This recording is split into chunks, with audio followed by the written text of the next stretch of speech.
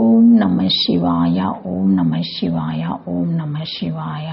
నమస్కారం అండి అందరికీ. Welcome to my YouTube channel Shri Manju spiritual. మనము ప్రతి సోమవారము కాశీఖండం గురించి తెలుసుకుంటున్నాం కదా. ఓం నమః శివాయ. ఓం నమః శివాయ. కాశీఖండం 17వ భాగము సప్తర్షి లోక వర్ణన. అగస్త్య మహర్షి భార్య లోపాముద్రతో హరిద్వారంలో ప్రాణాలను కోల్పోయిన శివశర్మ సప్తర్షి మండలాన్ని చూశాడు. ఆ తర్వాత విష్ణులోకాన్ని చూశాడు. దేవకాంతలు అతనికి స్వాగతమిచ్చారు.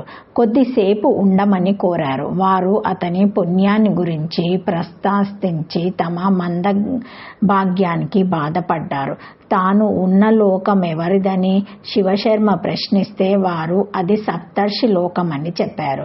బ్రహ్మ మానస పుత్రులైన మారీచి, అత్రి, పులుహుడు, పులస్త్యుడు, క్రతువు, అంగీరసుడు, వశిష్ఠుడు 7 ఇక్కడ ఉంటారు. వీరినే సప్తబ్రహ్మలు అని పురాణాలు చెబుతున్నాయి. వీరి భార్యలు సంభూతి, అనసూయ, క్షమ, ప్రీతి, సన్నతి, స్మృతి, ఊర్జ. వీరు లోకమాతలుగా ప్రసిద్ధులు. సప్తర్షులు తమ తపస్సుచే ముల్లోకాలను ధరిస్తున్నారు. వీరిని సృష్టించిన బ్రహ్మదేవుడు వీరితో కుమారులారా, మీ ప్రయత్నాలతో నానా రూపాలుండే ప్రజల్ని సృష్టించండి అని ఆదేశించాడు. వారు తండ్రికి నమస్కరించి కాశీ చేరి తపోనిష్టలో ఉన్నారు. సమస్త జీవులకు ముక్తినివ్వటానికి శివుడు వచ్చాడు. వీరు తమ పేర్లతో లింగాలను స్థాపించి శివుని అర్చిస్తూ తపస్సు చేశారు. మెచ్చిన శివుడు వారికి ప్రజాపతులని బిరుదునిచ్చాడు. సప్తర్షి లింగ దర్శనం చేస్తే సప్తర్షి లోకానికి చేరుతారు. గోకర్ణం అనే పేరు గల సరస్సు పడమటి భాగంలో ఉన్న అత్రీశ్వర లింగాన్ని చూస్తే బ్రహ్మ తేజస్సు పెరుగుతుంది. కర్కోటకం అనే దిగుడు బావికి ఈశాన్యంలో ఉన్న మరీచి మండలంలో స్నానం చేస్తే సూర్యకాంతి లాంటి దేహ వర్చస్సు కలుగుతుంది. అక్కడి మరీచి లింగ దర్శనం మరీచి లోకానికి చేరుస్తుంది. స్వర్గానికి ద్వారానికి పశ్చిమాన పులుహుడు, పులస్త్యుడు స్థాపించిన లింగాలను దర్శించి పూజించిన వారు ప్రజాపతులు అవుతారు. రమ్యమైన హరికేశ వనంలో అంగీరీశ్వరుని చూస్తే అంగీరస లోకంలో స్థానం లభిస్తుంది.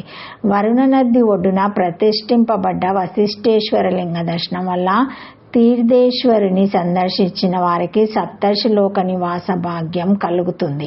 అక్కడ అతిలోక సౌందర్యంతో విరజిల్లుతున్న అరుంధతీ దేవిని చూశాడు. ఆమె దర్శనమే పుణ్యప్రదము. ఆమె మహాపతివ్రతగా గణనకెక్కింది. ఆమె నామస్మరణ చేతనే గంగా స్నాన పుణ్యఫల లభిస్తుంది. సాక్షాత్తు నారాయణుడే ఆమె పతివ్రతయాన్ని మిగిలిన పతివ్రతల ముందులా లక్ష్మీదేవి ఎదుటనే పొగిడాడు. అరుంధతిని మించిన పతివ్రత లోకంలో ఎక్కడ ఉంది? ఆమె రూపశిల సౌందర్యురాలు. కాలోచిత భర్త సేవ చాతుర్యము ఎవరికీ లేవు. ఆమె పలుకులు మాధుర్యపూరితాలు. ఆ గంభీర్యము, గురు సంతోషం అరుంధతి దేవికి ఉన్నట్లు మరెవరికీ లేవు. అరుంధతిని స్మరించిన స్త్రీలు ధన్యులు, అదృష్టవంతులు, పరిశుద్ధులు అవుతారు.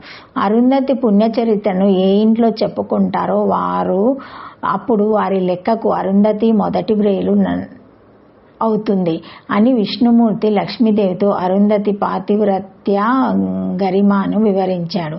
శివశర్మ ఎంతో సంతోషపడ్డాడు. ఆ తర్వాత విష్ణుదూతలు అతన్ని ధ్రువలోకానికి తీసుకొని వెళ్లారు అని అగస్త్యముని లోపాముద్రదేవికి వివరించాడు.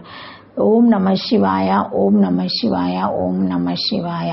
Thank you for watching my video. Please like, share, comment, subscribe to my channel. మరిన్ని వీడియోస్తో మళ్ళీ కలుస్తానండి. ఈ వీడియో మొదటిసారి ఎవరైనా చూసి ఉంటే తప్పకుండా లైక్ చేసి సబ్స్క్రైబ్ చేసుకోండి. మా బెల్ అనే ఐకాన్ బటన్ని మీరు ప్రెస్ చేసి ఆన్ చేసి ఉంచుకుంటే మా లేటెస్ట్ అప్డేట్ వీడియోస్ అన్నీ మీకు నోటిఫికేషన్గా వస్తాయి, చూడగలరు. ఏమైనా కామెంట్స్ ఉంటే పెట్టగలరు. Thank you. సబ్స్క్రైబ్ చేసుకోండి. Thank you. ఓం నమః శివాయ. ఓం నమః శివాయ. ఓం నమః శివాయ. ఓం నమః శివాయ. శ్రీమాత్రే నమః. శ్రీమాత్రే నమః. శ్రీమాత్రే నమః.